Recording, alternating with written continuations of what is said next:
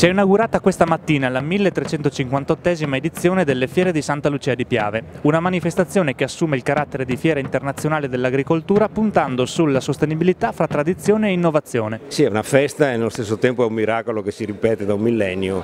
che è anche cresciuto nel tempo ed è sempre quell'avvenimento che tutti noi cittadini di Santa Lucia da bambini ammiravamo stupiti tra le giostre e gli animali. Adesso è diventato molto più tecnologico e avanzato, sicuramente un'eccellenza del territorio della Marca Trevigiana,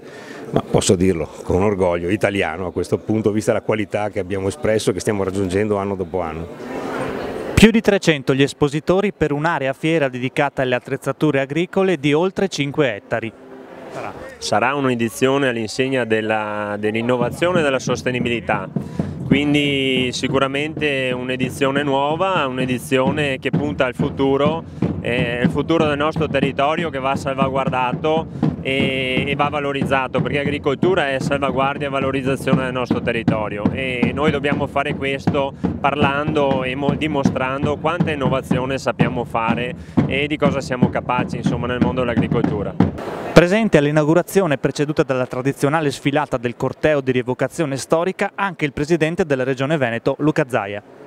La Fiera di Santa Lucia è identità del territorio, identità veneta. Prova ne sia che anche se non ci fossero i calendari, i cittadini arrivano a migliaia qui ogni anno e questa è la dimostrazione che è qualcosa che ormai geneticamente riguarda i veneti e non solo, visto e considerato che abbiamo anche stranieri e molti cittadini che vengono da tutto il mondo in questa fiera. Tra che da qui partono le grandi novità per l'agricoltura, ma non solo, ed è anche l'occasione per presentare nuovi brevetti, novità, e quindi il mondo dell'imprenditoria qui si ritrova il mondo dell'offerta, il mondo della domanda, e direi che il mercato c'è ancora fino in fondo.